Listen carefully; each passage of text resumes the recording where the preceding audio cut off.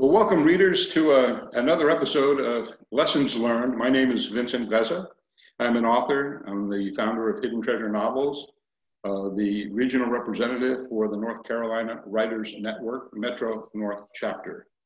I'm here today to introduce you to Chuck Thurston, an author in his own right, an author here at Hidden Treasure Novels, former representative of the Metro North Chapter.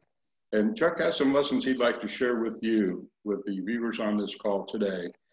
Chuck, I turn it over to you to share our lessons. Well, thank you very much for setting this up, Vince. It's a grand opportunity, and I'm happy to be part of it. The first lesson that you have and that I'm reading on the screen is read, and a little anecdotal piece on that.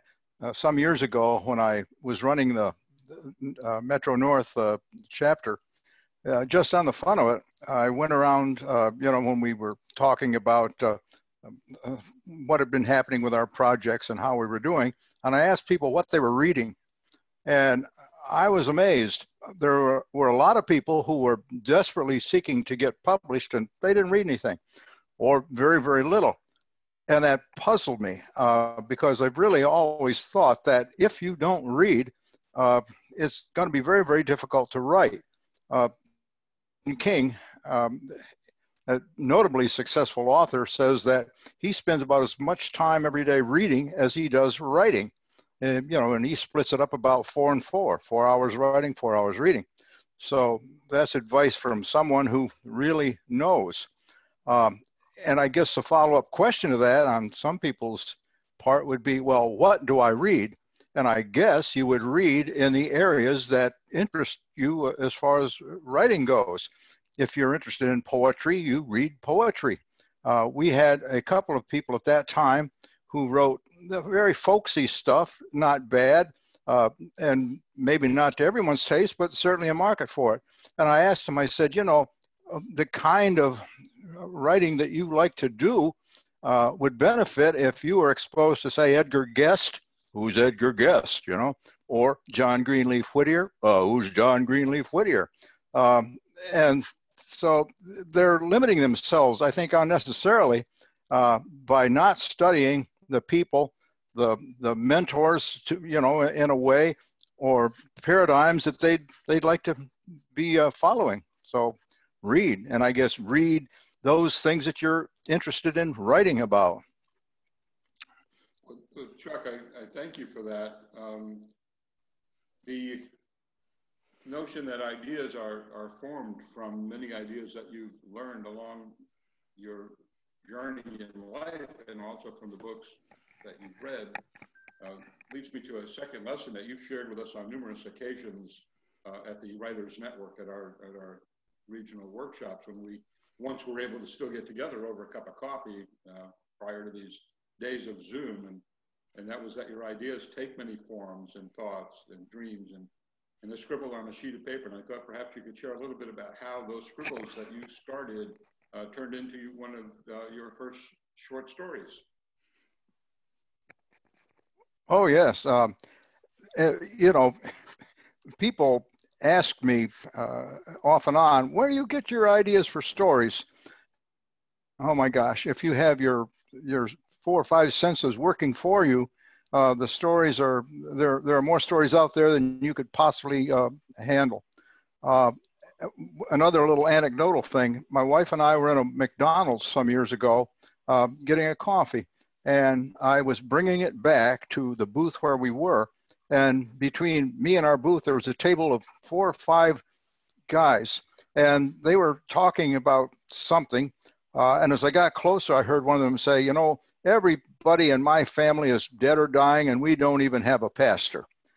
And that really struck me. And I walked back to the table, our booth, and spoke to Heidi. And I said, gee, you know what I just heard someone say at that table? Everyone in my family is dead or dying, and we don't even have a pastor. And I thought about that. And I said, depending upon the inflection that you would put on that sentence, you can make almost any story. Everyone in my family is dying. We don't even have a pastor. Everyone in my family is dying, and we don't even have a pastor. you know, you could almost form it as a question, but it was delivered in a flat, monotone way.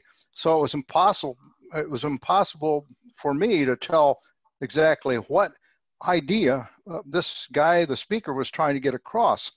But it's an example. I found recently in an old bed and breakfast that we stayed at, there was a library associated with very, very old books, musty. A lot had not been read in a long, long time. I just leafed through one that was a plays of Euripides, and there was a slip of paper in there.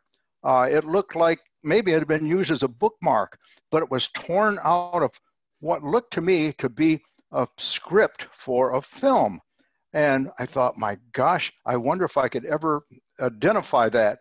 And I've spent a couple of weeks, I guess, trying to come up online, finding out who wrote this. There was a little poem in it, but it didn't show up on any of the poetry sites that I did research on.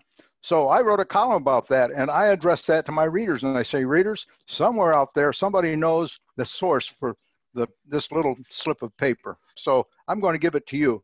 And I reproduced it in my story, and invited anyone who knew anything about this to give me a call or email me or find me on Facebook and let me know, because it was an interesting thing. You know, the source for stories, they come from your experiences. That's the only place they can come from. They don't come out of thin air unless, you know, emotionally or mentally or experience-wise, you have some kind of context to put it in. So just keep your eyes and ears and open, and your taste buds, so you can have a Madeleine experience like Marcel Proust, maybe.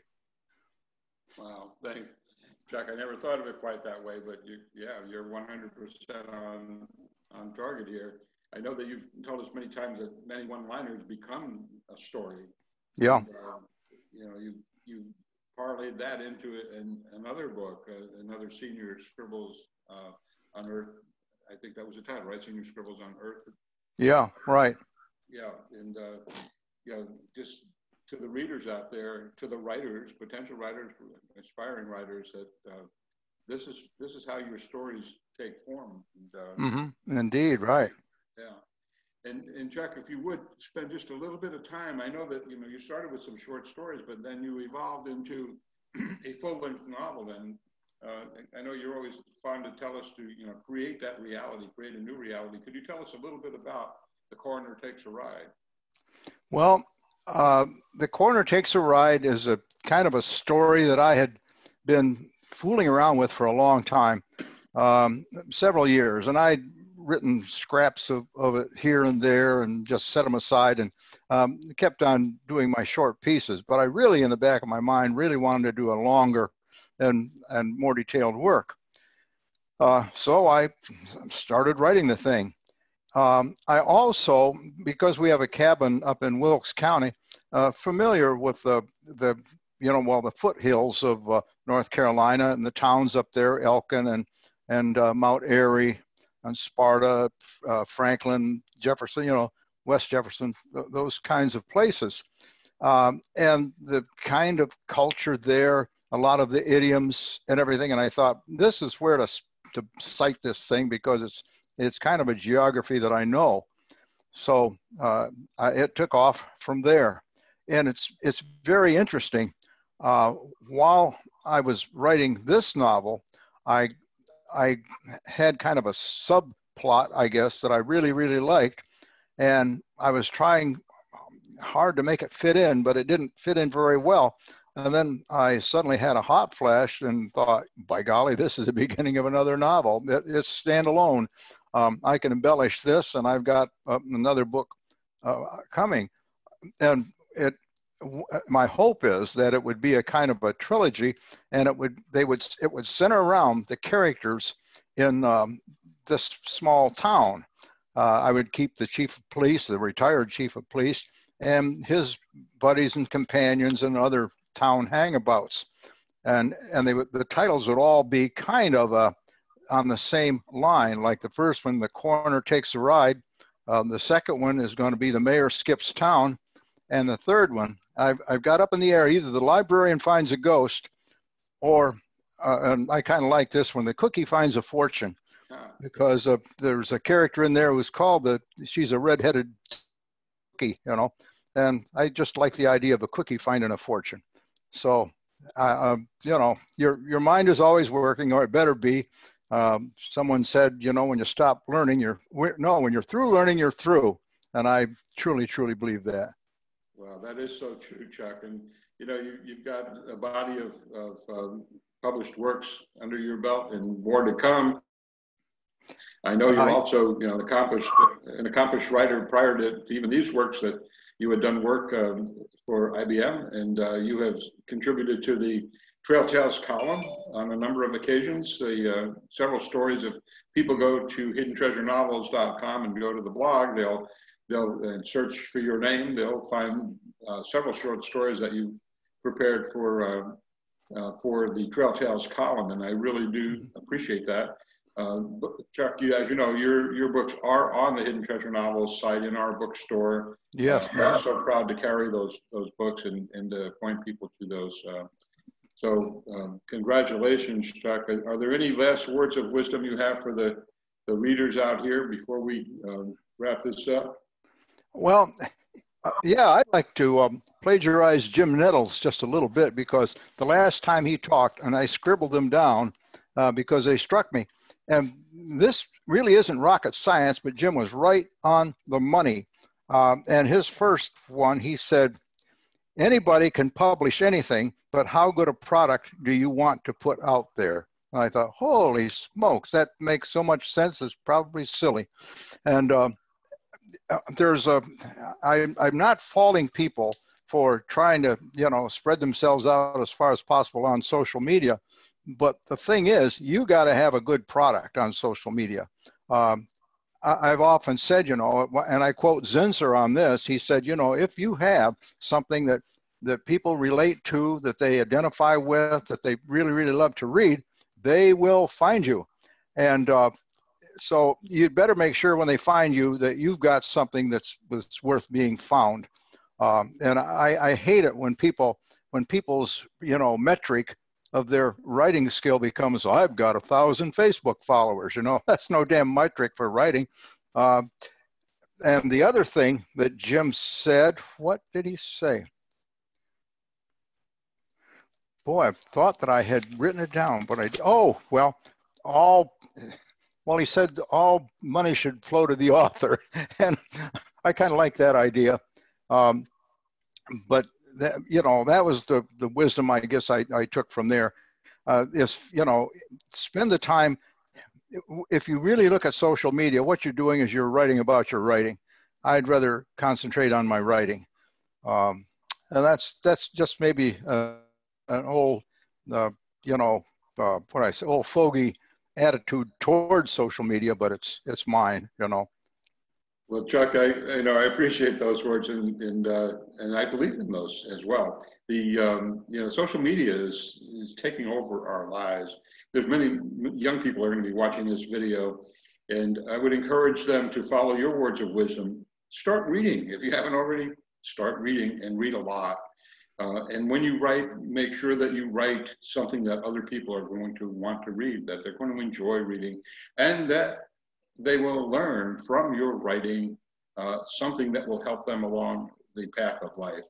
I am so pleased that you were able to join us today, Chuck, and that I hope the viewers out here will take the time to leave some comments, go to our channel, to the Lessons Learned channel, for those folks that are going to be viewing this on the North Carolina Writers Network chapter page, the Metro North page.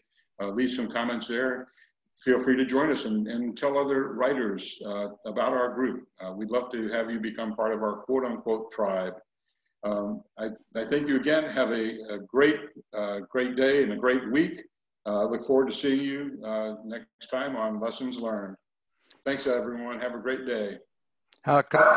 Just one final, Vince? Yes, sir.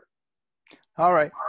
Just a little self-promotion. This will be my social media, I guess. But anyway, I have a third Senior Scribbles out. It's the Senior Scribbles bathroom reader, subtitle, Your Results May Vary.